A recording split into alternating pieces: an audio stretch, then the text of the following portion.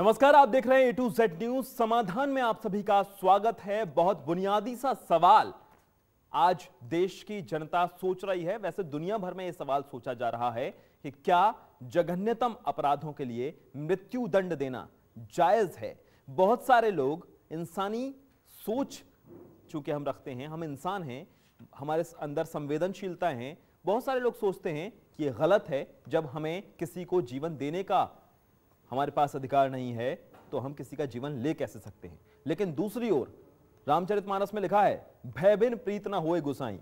वो डर कैसे अपराधियों के मन में पैदा किया जाए। तब कुछ लोग कहते हैं कि ऐसी सजाएं जरूरी हैं, लेकिन वो rare of the rarest case में दी जाएं। सवाल यह भी उठता है कि पिछले एक दशक में कितने लोगों को फांसी की सजाएं सुप्रीम कोर्ट से दी गई और कितने लोगों को वास्तव में व्यवहार में वो सजा मिली। तो क्या औचित्य है ऐसी सजा का जिसे व्यवहार में लाया ही नहीं जा पा रहा है। बहस आज इस मसले पर होगी। हमारे साथ पैनल में खास मेहमान हैं, डॉक्टर अभिषेक आत्रे हैं हमारे साथ।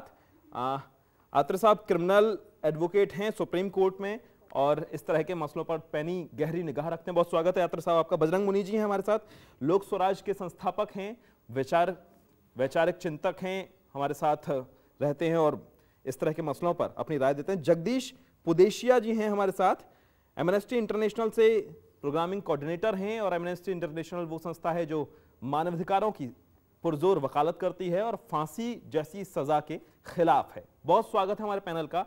बजरंग मुनि जी, आपसे मैं शुरुआत करना चाहता हूं, आपकी क्या सोच है फांसी जैसा? मेरी तो ये सोच है कि किसी भी प्रकार की सजा हमेशा अमानवीय ही होती है। सजा कितनी मानवीय हो कितनी अमानवीय हो, इस बात पर निर्भर नहीं करता है कि सजा कितनी मानवीय हो।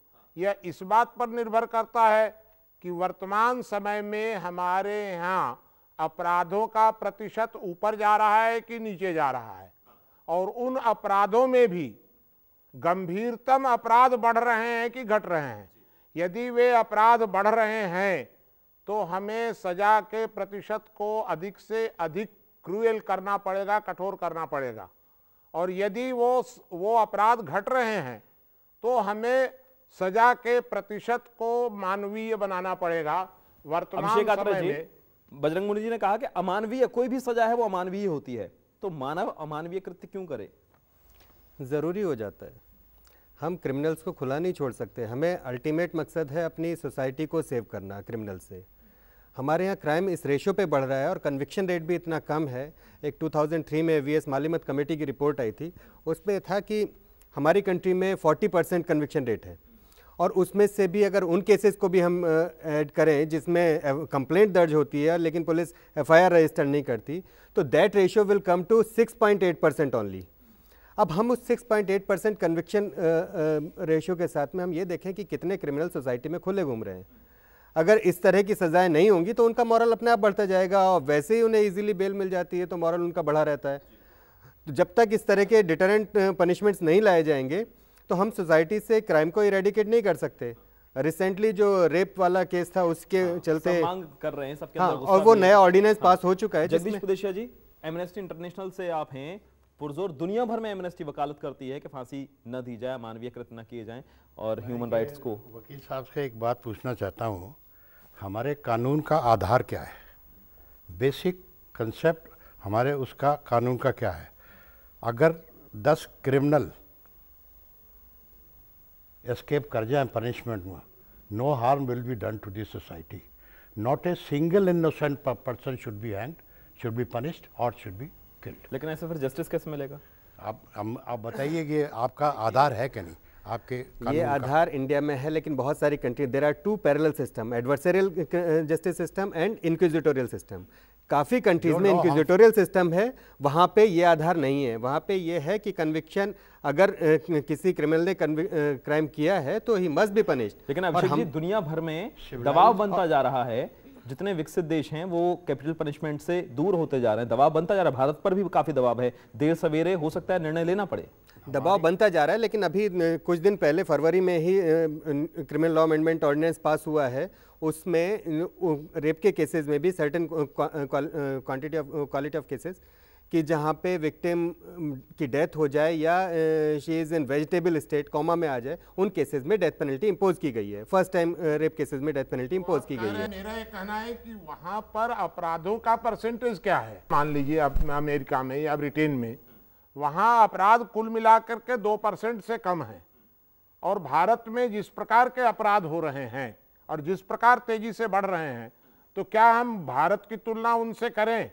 फिर भारत की आबादी, तो भारत आगे माने निर्णय करेगा कि हमारे देश में क्या उचित है और उन देशों में क्या उचित है। ये तो देश को तय करना है। वो तो दूसरे देशों की नकल क्यों करें? अगर हमारे यहाँ दिक्कतें ऐसी हैं तो दूसरे देशों की नकल क्यों करें? Basic question human right violation का है, किसी देश का नहीं है। कंट्री, किसी भी कंट्री में जो मानव रह रहे हैं, जो इंसान रह रहे हैं, वो इंसान ही है। हिंदुस्तान में हो और किसी और देश में भी हो, ये हमारी इस बात को यूएनओ ने स्वीकार किया कि डेथ पेनल्टी एबोलिशन होनी चाहिए, इज इनह्यूमन। जिस किसी आप किसी जगदीश जी, पंजाब का एक केस है अभी हाल का ही, हमारी पूर्व महामहिम राष्ट्रपति, उन्होंने कुछ लोगों को माफ कर दी उनकी फांसी। तो एक पीड़ित परिवार था, उसने कहा कि मेरे ह्यूमन राइट नहीं थे क्या जब मेरी बच्ची के साथ बलात्कार हुआ, उन्हें जस्टिस क्यों नहीं मिला? उसी चीज के ऊपर आ रहा हूँ, जहाँ आप डेथ पेनल्टी कंडोन कर दी, इन्होंने छोड़ दिया आपको। तो जो पीड़ित परिवार है, सबसे पहले हमें क्राइम देखना पड़ेगा। कोई भी क्राइम मानसिकता, सिक आदमी जो होता है मानसिकता, वही करता है। कोई सेंसिबल आदमी क्राइम नहीं करता। हाँ, तकनीकी पक्ष आपसे जानना चाहेंगे। शायद ऐसा आधार देखा जाता है कि जो व्यक्ति समाज के लिए बहुत ज्यादा खतरनाक हो चुके हैं, rare of the rarest case है, जघन्यतम केस है, बहुत दुर्लभतम मामले हैं, उन्हीं को फांसी की सजा दी जाती है। और जो लोग ऐसा समझा जाता है कि दोबारा ऐसा कुछ कर सकते हैं, समाज के लिए खतरा है, उन्हीं लोगों के साथ है। हर एक केस में डेथ पेनल्टी नहीं दी जाती, और वैसे भी इंडिया में 2-4 ही टाइप के केसेस हैं, जैसे मर्डर केस हो गया, ट्रेजन के हो गए अगेंस्ट कंट्री, जो देशद्रोह के मुकदमे हैं, या फिर अब ये रेप में, या फिर पब्लिक इमोरल ट्रैफिकिंग में डेथ पेनल्टी प्रेस्क्राइब है, जहाँ बच्चों की ट्रैफिकिंग कराई जाती है, या फिर एनडीपीएस में डेथ पेनल्टी है, वो भी सेकंड कन्विक्शन के टाइम पे, या फिर टेररिस्ट एक्टिविटीज़ में डेथ पेनल्टी है। तो ऐसा नहीं है कि हम हर किसी केस में उठा के डेथ पेनल्टी दे रहे हैं। लाइक चाइना में इवन करप्शन तक के लिए डेथ पेनल्टी है। और जहाँ तक ये है कि कितनी कंट्रीज़ ने एबॉलिश किया है डेथ पेनल्टी को, कितनी ने नहीं किया है, उस पर ये बता दूं, आज सुबह मैं विकीपीडिया में देख रहा था ये रेशो भी, 40 कंट्रीज़ में अभी भी डेथ पेनल्टी इम्पोज है। और वो 40 कंट्रीज़ इतनी मेजर कंट्रीज़ हैं जो वर्ल्ड की 66 पॉपुलेशन जहाँ पे रहती है। वो कह रहे हैं कि बहुत ज़्यादा लोगों को थोड़ी दिए जाते हैं, बहुत ज़्यादा दुर्लभतम जो मामले होते हैं, ज़्यादातर लोगों को तो खुद कोर्ट ने मना करता है कि डेथ पेनल्टी नहीं देनी जानी चाहिए। जो दुर्लभतम मामले हैं सिर्फ उनको दिए जाते हैं, बहुत कम है। ये डिसाइड करना कि रेयर ह्यूमन जजमेंट है, एरर भी हो सकता है। अगर जिसके साथ एरर हुआ उसकी तो जान गई। Who will decide it कि ये जो बहुत लंबी प्रक्रिया है, बहुत लंबी प्रक्रिया है, फिर भी डिसाइड करती है डेथ पेनल्टी किसको देनी है, किसको नहीं देनी है। हाँ, संभावना बहुत कम होती होगी शायद गलती की, इतनी लंबी प्रक्रिया के बाद। संभावना तो है ना, नहीं है। You cannot eliminate all together 100%, कोई इसमें वो है ही नहीं। मुनि जी, मेरा तो ये मानना है कि जब से भारत में ये एमनेस्टी इंटरनेशनल सरीखे अनावश्यक संस्थाएं खड़ी हो गई हैं, तब से अपराध लगातार बढ़ते जा रहे हैं। इन अपराधों को रोकने के लिए वर्तमान समय में एक सुधार होना चाहिए मेरे विचार से, और वो सुधार ये होना चाहिए कि कुछ माने रेयरेस्ट ऑफ द रेयर ऐसा सोच करके साल में 5 लोगों को सुप्रीम कोर्ट निर्णय करे कि इनको चौक पर फांसी लगाओ। जब तक कि अपराधों पर नियंत्रण नहीं हो जाता है तब तक खुलेआम फांसी लगाओ। अब ये बाकी लोग चाहे जो चिल्लाते रहें, मतलब अपराधों को रोकने के लिए कठोरतम दंड की व्यवस्था तब तक होनी चाहिए जब तक अपराधियों के मन में भय न पैदा हो। अभिषेक जी, क्रिमिनल एडवोकेट हैं आप, बहुत सारे अपराधियों से भी आपका तारुफ पड़ता हुआ, कि आपको लगता है कि ये सही तरीका होगा, इससे कुछ प्रभाव पड़ेगा? नहीं, अभी ये हम क्राइटेरिया फिक्स नहीं कर सकते कि इतने किसको देनी चाहिए, किसको नहीं देनी चाहिए, और ये लॉ भी नहीं है। इस पे बहस बेमानी है इस टाइम पे कि उन्हें ओपनली, इनफैक्ट पहले कभी ये हुआ करता था कि कंट्रीज़ में, ब्रिटिश पीरियड में इंडिया में होता था कि जेब काटने की सज़ा भी फांसी होती थी, और वो भी ओपनली दी जाती थी। और ये उसके बाद देखा गया कि जो फांसी दी जा रही है किसी जेब कतरे को चौराहे पे, उसमें जो देखने के लिए भीड़ इकट्ठी होती थी, उसमें भी लोगों की जेबें काटी जाती थी। बजरंग जी, बर्बर जो मध्यकालीन युग है उसकी सबसे खराब विरासतों में से एक विरासत है हमारे पास। असहमत हूँ। प्राचीन समय में आज से पहले जब कठोर दंड की व्यवस्था थी तो अपराध बहुत कम थे, और जब से अपराधियों की वकालत करने वाले खड़े हो गए, जो आदमी मारा गया उस आदमी की कोई वकालत करने को तैयार नहीं है। नक्सलवादी इतनी हत्या कर दें तो कोई बात नहीं है, लेकिन अगर किसी नक्सलवादी को फांसी हो जाए तो उसके वकील तुरंत खड़े हो जाते हैं। लेकिन ऐसा भी तो होता था पुराने समय में कि ज्यादातर मामले कोर्ट कचहरियों तक जाते ही नहीं थे, वो आपस में घर में बैठकर, ग्राम सभा में बैठकर वहीं क्यों सुलझ जाते थे। ये आपको किसने रोका कि सब मामले न्यायालय में ले जाइए? न्यायालय में आप बहुत कम मामले ले जाइए, बाकी सब अपना निपटा लीजिए। Rarest of the rare case जाने दीजिए न्यायालय में। लेकिन यहाँ जैसा कह रहे थे जगदीश जी, यहाँ तो न्यायालय, यहाँ जो पंचायतों के बीच होते थे वो फांसी नहीं देते थे। हाँ, और तरह की लेकिन तालिबान बन जाएगा, तालिबान बनने से कैसे रोका? तालिबान में तो दी जाती है। बीच में मैं तो अभी भी कह रहा हूँ, बाहर निकाल दो, गांव से बाहर निकाल दो, आइसोलेट कर दो। आप कोई एक भी उदाहरण ऐसा बताइए। अपराध की संख्या नहीं बढ़ी है। मैं अभी बता रहा हूँ, अगर 5-10% मर्डर होते थे किसी जमाने में, अभी भी इतना ही है। पॉपुलेशन बढ़ गई, साइज बढ़ गया उसका अपराधों का। लेकिन जगदीश जी, एक बात ये भी है ना कि अगर वो फियर भी हट जाएगा, वो डर भी हट जाएगा, कहीं ना कहीं आपको ये बात तो माननी चाहिए ना, उस डर की वजह से शायद कुछ लोग अपराध नहीं करते होंगे। एक दिन के लिए अगर पुलिस सिस्टम खत्म हो जाता है तो अफरा तफरी बच जाती है। Death penalty is essential in a murder case. Have the murder stopped? नहीं, कहीं भी किसी दुनिया में rare of the rarest case. तो ये हटा देने से क्या बंद हो जाएंगे मर्डर? हटा देने से बंद हो जाएंगे। अगर हम फांसी देना बंद कर वैसे भी देंगे नहीं तो होंगे, मर्डर कम हो जाएंगे क्या? वैसे भी नहीं होंगे। तो मर्डर का इलाज फिर बताइए। आप यदि आपके पास इलाज नहीं है तो हम लोग इलाज बता रहे हैं। ये कोई इलाज नहीं है। एक मॉडल, ये कोई इलाज नहीं है। हम इसको मर्डर होने नहीं, दो। आपने किसी की जान ली, आप उसको तो क्राइम बढ़ता ही जाएगा। देखिए जगदीश जी, भ्रष्टाचार हटना चाहिए तो अन्ना हजारे एक मॉडल लेके आए कि मॉडल जन लोकपाल है, इससे अगर अप्लाई करेंगे तो आप भ्रष्टाचार। एमनेस्टी के पास कोई ऐसा मॉडल है कि सुधार गृह कुछ बनाएं, कुछ और ऐसा करें, कोई एक मॉडल हो? हमारे पास तो पूरा प्रिंट, ब्लूप्रिंट है, गिवन टू यूनाइटेड नेशन। क्या मॉडल है? थोड़ा सा अगर आप वो बताएं। मॉडल है कि सुधार गृह बनाए जाएंगे। किसी आदमी को आप सजा देते हो, आइसोलेट कर देंगे, उसकी मानसिकता और खराब होगी। हाँ, ये देखा गया है बजरंग जी, ये देखा गया है। ये बात के बाद जो जाता है उसके बाद अपराधी बन के निकलता है। उसके बाद कंसेप्ट है खुली जेल का। फांसी पर चढ़ा देंगे तो उसकी नीयत और खराब हो जाएगी। जब वो मरिए गया तो क्या नीयत उसकी खराब होनी है? अब सुधार का मौका चढ़ा दिया गया तो फिर उसका क्या चीज का सुधार गृह रह गया? फांसी पर चढ़ाना प्रतीकात्मक होता है, सुधार के लिए नहीं होता है कभी भी। फांसी का मतलब ये है कि उसके अतिरिक्त शेष समाज के अपराधियों में भय पैदा हो, प्रतीकात्मक। अभिषेक जी, बजरंग मुनि जी कह रहे हैं प्रतीकात्मक होता है। जिस उद्देश्य से फांसी दी जाती है उसके खिलाफ डर फैल जाता है। आजादी की लड़ाई में कितनी फांसियां दी गई, और जितनी फांसियां दी गई उतने ज्यादा शहीद पैदा हुए, उतने ज्यादा क्रांतिकारी पैदा हुए। तो फांसी से क्या फर्क ये पड़ा? बात टेररिस्ट पे भी एप्लीकेबल कर सकते हैं।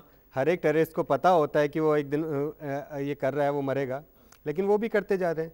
लेकिन इस सब से हम अपनी लड़ाई नहीं छोड़ सकते। देखिए, हम सोसाइटी में हैं, हमने सोसाइटी को प्रोग्रेस कराना है तो क्राइम के अगेंस्ट लड़ाई तो लड़नी पड़ेगी। लड़ाई भी तो जारी रही है ना। एमनेस्टी इंटरनेशनल या और मानवाधिकार जो संस्थान हैं उनसे बहुत सारे लोग थोड़े से नाराज भी रहते हैं। वो इसलिए नाराज रहते हैं कि कुर्ते पहन के, जीन्स पहन के जो मोमबत्ती लेकर निकल जाते हैं हर बार, क्या अपराधी जिन लोगों को पीड़ित करते हैं उनके कोई अधिकार नहीं होते, उनके कोई ह्यूमन राइट नहीं होते? कोई सुकून मिलना चाहिए। की बात करते हैं, विक्टिम के राइट्स के लिए इनका कोई ध्यान नहीं जाता। जो लोग मरते हैं, जिनके घरों के लोग मरते हैं, उनसे जाके पूछो, वो कहेंगे कि हाँ उसे सजा मिलनी चाहिए, नहीं मिलनी चाहिए। ये सवाल बार बार घेरता है आपको। मैं आपके फॉर योर इन्फॉर्मेशन बता दूं कि एमनेस्टी विक्टिम के राइट्स के लिए ही लड़ रही है। नहीं लड़ रही है। अरे ये तो कंसेप्ट ही है सारा उसका। ये आप सोच लीजिए, केवल अपराधियों के लिए ही ये संस्था बनी है, माने अपराधियों के संरक्षण के लिए। अगर अपराधी ने मर्डर कर दिया, सिर्फ एमनेस्टी इंटरनेशनल की बात नहीं कर रहा मैं, सारा ओवरऑल जो मानवाधिकार के लिए काम कर रहे हैं, जो संवेदनशीलता के लिए काम कर रहे हैं। जैसे होता है ना कि भैंस को मेरा तो काम केवल दूध दूना है, खिलाना तुम्हारा काम है। तो खिलाने वाला वो सामने मुंह तरफ खिलाएगा तो हम पीछे से दूध दूहेंगे। तो एमनेस्टी दूध दूहने के लिए बनी हुई है और खिलाने के लिए लोक स्वराज मंच बना हुआ है और ये बने हुए हैं। तुम बाकी चिंता तुम करो। अच्छा जगदीश जी, मैं तो केवल दूध दूहने वाला काम करूंगा। अरे क्या वो बातें हैं जो सरकार विरोध कर रही है, क्यों नहीं आप कन्विंस कर पा रहे हैं? बहुत सारे देश कन्विंस हो रहे हैं, क्यों नहीं कन्विंस कर पा रहे हैं? सरकार का रुख क्या है एमनेस्टी को लेकर या इस फांसी को लेकर? मैं भारत सरकार की बात नहीं करूंगा कि इनकी तो सोच ही कुछ अलग है। नहीं, आप भारत में रह रहे हैं, भारत में प्रोग्राम कर रहे हैं, हम भी भारत वाले हैं। ये आप सोच ही अलग नहीं है। तो आप अमेरिका के लोगों से अगर बात करेंगे तो यहाँ तो सब कुछ होता है और भारत तो एमनेस्टी इलाज तो हमारा ही करना चाहती है। सारा कुछ यहाँ तो पॉलिटिकल उस पर चलता है। आज जो भी सजा की बात भी हुई है, इतना बड़ा कांड होने के बाद ये भी सब पॉलिटिकल गेम है। इट्स नॉट दैट कि उनको बड़ा भारी इससे पहले कोई क्राइम नहीं हुआ, इससे कुछ नहीं हुआ, अब इतना वो भी सब पॉलिटिकल वो है। यहाँ तो सारा कुछ is guided by politics, everything. कानून बनाने से लेके सजा तक अफजल गुरु को इतना दिन क्यों रखा? जगदीश जी, कसाब के लिए कसाब भी नहीं देनी चाहिए। आप कुछ और क्या होना चाहिए था उसके साथ? आपको क्या लगता है सुधार गृह भेजा जा सकता था? टेररिस्ट को तो इतना दिन पालने का भी जरूरत नहीं था, तुरंत फांसी मार देना चाहिए था ना, मार देना चाहिए था ना। तो ये आप अपनी बात से ये ठीक बोले हैं। मार देना चाहिए था ना। ये नहीं, इतनी देर के बाद एमनेस्टी ने कभी भी ऐसे टेररिस्ट या इनको लिए वकालत नहीं करी। फिर किसके लिए जनरल तो हम और किसे सजा दे रहे हैं? उन्हीं लोगों को तो दे रहे हैं। सोसाइटी इन लार्ज मेरे और आपके इन लोगों की बात कर रहा हूँ। ऐसे समाज में जो क्राइम होता है, मर्डर हो या यो हो, नहीं मेरे और हम सब लोग हैं, हमें शायद फांसी नहीं दी जाएगी जब तक हमें कोई बहुत जघन्य अपराधी पैदा ना हो। हम तालिबान में नहीं रह रहे हैं कि गाना गा देने पर फांसी हो जाए। देखिए ना, आप तो आर्म कन्फ्लिक्ट जहाँ होते हैं, हर एक केस में नहीं दी डेथें होती हैं, तो क्या आप समझते हैं कि एमनेस्टी उसको भी खिलाफ है? अच्छा, एक हमको विकल्प भी बताना है फांसी का, कि फांसी को समाप्त कर दिया जाए, उसका विकल्प क्या होगा? फांसी हटा दीजिए, गोली से मार। नहीं, मेरा ये नहीं बजरंगी वो मैंने नहीं माना। आप आपकी बात सुनेंगे, लेकिन ऐसा नहीं है कि आपका भी तरीका बिल्कुल सबको पसंद आ रहा होगा कि फांसी दे दीजिए। बात ये भी है कि फांसी की सजा इतनी सारी होती हैं, पिछले 10 साल में बहुत सारे सजा हुई होंगी फांसी की। जितने लोगों को फांसी हुई सबके नाम जुबानी याद है, धनंजय चटर्जी के बाद कसाब और अभी अफजल गुरु। जो चीज इंप्लीमेंट ही नहीं कर सकते आपने अभी कहा था कि स्वतंत्रता के पहले इतनी फांसियां दी गई, उसका प्रभाव क्यों नहीं पड़ा? हाँ। आपको पता होना चाहिए कि स्वतंत्रता के पहले फांसियों के बाद ही अहिंसक आंदोलन शुरू हुआ। तो कोई माने ऐसा नहीं हुआ कि गांधी जी भी फांसी पर चढ़ गए या गांधी जी ने फांसी का समर्थन कर दिया। देश में दो तरह की बातें उठी कि हम क्यों हिंसक मार्ग पर जाएं, तो एक अहिंसक रास्ता शुरू हुआ। तो आज स्थिति यह है कि आज समाज में फांसी की कठोर खुलेआम फांसी की जरूरत है, और उसके फांसी को समाप्त करने के लिए मैं बताऊंगा जब आप पूछेंगे। ये हिंसक नहीं है, ये आप अहिंसा की बात करते हैं, फांसी देना कहाँ का लेकिन जिन लोगों को फांसी दी जा रही है वो उससे ज्यादा हिंसा के लिए फांसी दी जा रही है। महात्मा बुद्ध ने बड़ा सीधी सादी सी बात पूछी थी अंगुलीमाल से, पूरा जीवन बदल गया उसका। उससे पूछा था इन पेड़ के पत्तों को दोबारा जीवन बदले। एक अंगुलीमाल जैसा व्यक्ति जो महान था, उसका अगर जीवन बदल सकता है, समझाने वाला कोई मिले। एक बदला अंगुलीमाल का, एक बदला वाल्मीकि का, एक बदला अशोक का, बाकी रावण का नहीं बदला, कंस का नहीं बदला, और फलाने ढिकाने कुंभकर्ण का नहीं बदला। और अंत में तो ये हुआ, अच्छा जगदीश जी, अंत में तो ये हुआ बदलने के लिए कि जब पुरुष हार गया तो माता दुर्गा को आना पड़ा इन राक्षसों को मारने के लिए। दुर्गा जी ने हृदय परिवर्तन। बात ये है कि सिर्फ आप कैपिटल पनिशमेंट को तो देख रहे हैं कि वो फांसी नहीं दी जानी चाहिए, फिर तो किसी भी तरह की हत्या के प्रयास को, बाकी सजाओं के लिए तो हमने कुछ नहीं युद्ध होते हैं, बहुत सारे लोग मारे जाते हैं, क्राइम हो रहे हैं, उस पे आ जाएंगे, ये सजाएं हैं कि सजा भी नहीं देनी। इसके बाद नेक्स्ट आर्गुमेंट ये होगा, सजा भी नहीं देनी चाहिए। बहुत सारे लोग मारे जाते हैं, सामने अगर हमला कोई कर रहा है और आप शांत बैठे रहो कि ये मानवाधिकार का हनन हो जाएगा। देखिए, दैट इज नॉट हमारा, इनका कोई कंट्रोल नहीं है ना, कॉन्फ्लिक्ट हो रहा है या वार हो रही है उसमें। हाँ, तो वो स्केच क्या है जरा क्लियर कर दीजिए। वहाँ ह्यूमन राइट के वायलेशन तो वहाँ भी होते हैं समझे। युद्ध में सबसे ज्यादा ह्यूमन राइट वायलेशन होता है। हमने कभी ऑब्जेक्ट नहीं करा। व्हाट लंका में हुआ, प्रभाकरण के लड़के को उन्होंने पकड़ के मारा, उसकी वीडियो है, मुझे बताओ। बिस्किट खिलाया और उसके बाद मार दिया। हाँ, पहले चॉकलेट खिलाया, फिर गोलियां मार दी उसको। तो कहां तक युद्ध में कहां अनफॉर्चुनेटली तक रोक पाएंगे? ये लंका की वार के बाद I was there in Lanka for 6 months. देखिए, उसे फांसी तो जो नहीं दी गई बर्बरता थी ना। उन्होंने वहां करी है, समझे। उससे पहले वो लोग भी हम लिट्टे तो- उन लोगों के साथ हम लोग बर्बरता तो कर रहे हैं। न्यायालय की बात कर रहे हैं। हमारा उसकी बात सब्जेक्ट कर तो रहे हैं। कैपिटल पनिशमेंट का है, उन एट्रोसिटीज का थोड़ी है। बल्कि वो वहां का उदाहरण यहाँ दे दिया जाए कि वहां सद्दाम को उसको इस क्या तरह लिंक से है? मार दिया गया। हम थोड़ी कह रहे हैं कि उस तरह से मार दिया जाए, हम तो कह रहे हैं कि पकड़ करके न्यायालय को दीजिए, भले ही विश्व न्यायालय तक दे दीजिए, कोई हर्जा नहीं है। उसका निर्णय यहाँ यदि नहीं तो हाँ, वहां जगदीश से जी, होगा। ये लेकिन कह रहे होगी हैं कि फांसी। न्याय के सिस्टम को इतना दुरुस्त बना दीजिए, हाँ, दुरुस्त कर जो दीजिए। भी संभावना हो सकती है वहां तक जाइए। हाँ, आपका जो संदेह था कि किसी भी 100 में से एक भी बेगुनाह को फांसी ना मिल जाए, ये तो तो ये आखिर आधार तक है जाइए। इनके, नहीं हमारे- मिलती। हमारे कानून एक का बात आधार बता है। दूं, नहीं मिलती। जो इनका डर है वो बेबुनियाद है। हमारा सिस्टम अभी भी इतना कैपेबल तो है कि फांसी पे किसी बेगुनाह को नहीं चढ़ा सकता।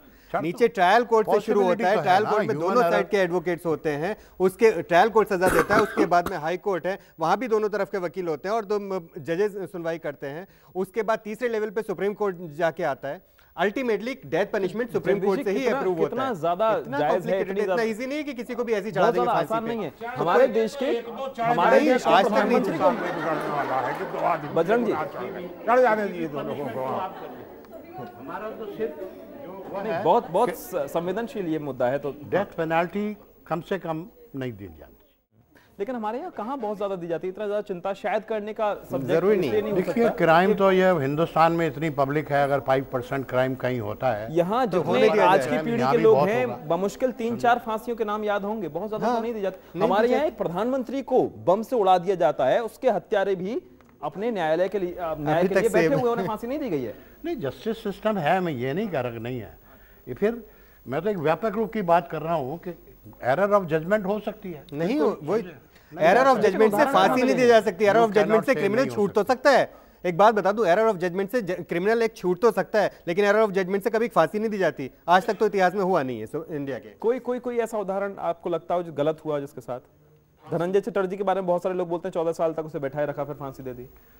अब दूसरे कंट्री में तो हो रहा है, भारत में नहीं हुआ था तो बात दूसरी है, मैं यहाँ की बात नहीं करता। अच्छा, हाँ, लेकिन बाकी कंट्रीज में तो अब जब यहाँ की तो एमनेस्टी के या ऐसी संस्थाओं के जो रोल है वो भारत में बहुत ज्यादा प्रभावी नहीं बहुत है। ज्यादा प्रभावित। सिर्फ हमारा तो यहाँ सिर्फ कहना यही है कि डेथ पेनल्टी एबॉलिश होनी चाहिए। नहीं होनी चाहिए। वो नहीं हो सकती, वो तो बात दूसरी है। वो तो और बहुत जिन सारी मैं अभी दूसरी बता रहा था, जिन abolish करने का कंट्रीज ने तरीका डेथ मैं पेनल्टी बताऊं। एबॉलिश करी है वो इतनी छोटी छोटी कंट्रीज है और वहाँ क्राइम रेट बहुत कम है। छोटी नहीं है, इसलिए- बड़ी countries भी इसलिए हैं, आप don't जितनी tell बड़ी me this कंट्रीज हैं, यूएसए, यूके, आपके चाइना, इंडिया, ऑस्ट्रेलिया, 40 कंट्रीज हैं, सारी बड़ी कंट्रीज, और उनमें 66% पॉपुलेशन ऑफ द वर्ल्ड रहती है। वहां डेथ पेनल्टी प्रेस्क्राइब्ड है। ये किन नहीं, कंट्रीज लेकिन की बात सिर्फ कर रहे यही हैं? आधार है कि वहां है तो बहुत सारी है, जहां नहीं है तो क्योंकि उन्हें- जरूरत उनसे है, ही इसलिए प्रभावित हो वहां पे सकते है। हैं। हाँ। जरूरत है डेथ सेंटेंस की, इसीलिए वहां पे है, और हम भी उसमें से एक है। हमारे सोसाइटी में जरूरत दिखाई देती है। अगर जिस दिन हमारी सोसाइटी से क्राइम खत्म हो जाएगा, हम भी एबॉलिश कर देंगे। अभिषेक जी, एक सवाल है, जब धनंजय चटर्जी को फांसी दी गई, 14 साल तक वो जेल में था। सवाल ये है, जब फांसी देनी है तो उतने समय यातना क्यों दी जाए? फांसी दे दीजिए। देखिए, ये जरूरी नहीं होता, ये प्रेसिडेंट की पावर्स होती हैं, कब देना है कब नहीं देना है। सुप्रीम कोर्ट ने एक बार क्लियर कर दिया, हाँ इसकी फांसी को दे दी। अब ये उसको फांसी दे दिया ना, प्रेसिडेंट की मर्जी है तो छोड़ दे या फांसी दे। जो पावर जिसके पास है अल्टीमेटली वही एक्सरसाइज करेगा ना। जितनी पावर्स आपके पास है आप एक्सरसाइज करेंगे, जितनी प्रेसिडेंट के पास है प्रेसिडेंट एक्सरसाइज करेगा, जितनी सुप्रीम कोर्ट के पास है प्रेसिडेंट वो आ exercise जाए, करेगा। ऐसा अगर कोई प्रेसिडेंट आ जाए जो प्रेसिडेंट इस तरह से क्रिमिनल लोगों को फांसी न दे और कोई अपराध उन सबको क्षमा देने लगे, तो सबसे पहले उस प्रेसिडेंट से निपटना पड़ेगा। और हमारे पास कोई उसके लिए उपाय नहीं। मूवमेंट शुरू करती है फिर पहली public। पहली बात यह है कि तत्काल निर्णय कीजिए जल्दी, लेकिन नहीं, एक अभी जो महामहिम राष्ट्रपति हैं उन्होंने भी कहा है कि अब अचानक सक्रियता क्यों दिखा दी है? मैं राष्ट्रपति की बात नहीं कह रहा हूँ। किसी संस्था का प्रेसिडेंट अगर उसमें अड़ंगा लगाता होगा, मैं उसकी बात, क्योंकि मैं कहीं गलती बोल गया होऊंगा तो सुधार लेता हूँ, और कोई प्रेसिडेंट के। लेकिन देखिए, फांसी का विकल्प क्या है अभी वर्तमान में मेरे समझ में? फांसी का विकल्प यह हो सकता है कि जिस व्यक्ति को फांसी का आदेश सुप्रीम कोर्ट ने दिया है, उस व्यक्ति को एक ऑप्शन दिया जाए कि तुम फांसी पर चढ़ना चाहते हो या फांसी के बदले में जीवित रह करके ये दूसरा दंड स्वीकार करना चाहते हो। 2 दंड के उसको ऑप्शन दिए जाएं, ऑप्शन, और उसकी वो ऑप्शन उसी व्यक्ति को दिया जाए जो फांसी पर चढ़ने वाला है। उसको ये ऑप्शन दिया जाए कि यदि तुम अपनी दोनों आंख निकाल कर अंधा बन करके कुछ समय के लिए जीवित रहने की न्यायालय में प्रार्थना करोगे तुम, हम तो फांसी पर चढ़ा देंगे, लेकिन यदि तुम चाहते हो कि भाई हमको साल भर लड़की की शादी करनी है या हम थोड़ा सा रहना चाहते हैं, मुनि तो जी तुमको ये बातें न्यायालय सुनने में ही ऐसा लगता है कि बड़ी असंस्कृत सी बातें हैं। आज के दौर की बात रही है, तानाशाही की बातें हैं, तालिबानी बातें। मैं सुनने में ऐसा लगता है। बात खत्म कर दूं अपनी बात। पहले ये बात बताइए कि आपने बात सुनी नहीं है। हाँ। मैंने ये कहा है तानाशाही में आंख निकाल ली जाती है, आदेश दिया जाता है। यहाँ क्या है, वहां वह व्यक्ति जो है वह याचना करेगा, वह व्यक्ति तो डर से याचना करेगा ना, वह ऑप्शन है उसके सामने कि मैं फांसी पर न चढ़ करके और जमानत पर अंधा बनकर 2 साल के लिए जीना चाहता हूं, 10 साल के लिए जीना चाहता हूं। ऑप्शन कभी भी अमानवीय नहीं होता है, ये माना जाता है। हालांकि ये कहना भी गलत होगा कि जुडिशियल सिस्टम को कोई चीज अफेक्ट कर सकती है, लेकिन फिर भी न्याय पाने के लिए जो क्षमता चाहिए, जो भागदौड़ चाहिए, वो एक अक्षम आदमी, गरीब आदमी नहीं कर पाता है। उसकी संभावनाएं ज्यादा होती हैं फांसी लगने की। फिर मैं वही धनंजय चटर्जी का नाम लेता हूं, उतना अपराध शायद किसी और का होता, बहुत सारे हैं उन्हें फांसी नहीं दी गई है, फांसी की सजा तो हो गई है, इंप्लीमेंट करने में डर रहे हैं। देखिए, आप कितने लोगों को एक साथ उसने अपने टारगेट पे रखेंगे, कितने सारे जजेस होते हैं। और आज हमारे यहाँ इंडिया में ये, मैं जजेस को टारगेट नहीं कर रहा, नहीं, हमारे यहाँ ये भी, मैं उस सिस्टम के लिए बात कर रहा हूँ। क्षमता से क्या मतलब है कि उसके पास पैसे नहीं है, सिर्फ ये क्षमता। उसके लिए लीगल एड सेल बनी हुई है, फ्री में एडवोकेट्स मिलते हैं हर एक स्टेज पे, ट्रायल कोर्ट में, हाई कोर्ट में, सुप्रीम कोर्ट में, हर आदमी को फ्री में एडवोकेट प्रोवाइड कराया जाता है। क्या वास्तव में ऐसा हो पाता है? फ्री एडवोकेट जो करते हैं वो मैं पता है कितना मेहनत करते हैं और कितना बचाने की कोशिश करते हैं। ये तो आपके there are lawyer over here जिनको पैसा दो, आपको खूनी से भी उसको भी निकाल के बाहर ले आएगा। ऐसा नहीं होता, उससे देखने के लिए जजेस बैठे हैं, फैक्ट पे, एविडेंस पे डिपेंड करता है, क्या एविडेंस आ रहा है। अच्छा, यहाँ मैं एक बहुत छोटे से ब्रेक के लिए यहाँ रुकूंगा। ये बात तो तय हो रही है, इन्हीं चीजों को देखते हुए फांसी अमानवीय है, ये बात तो तय है, लेकिन सवाल ये भी उठता है कि जिन लोगों ने ऐसे अपराध किए हैं, समाज में रहने के लायक नहीं है, ये न्यायालय ने माना है, फिर क्या किया जाए उनके साथ?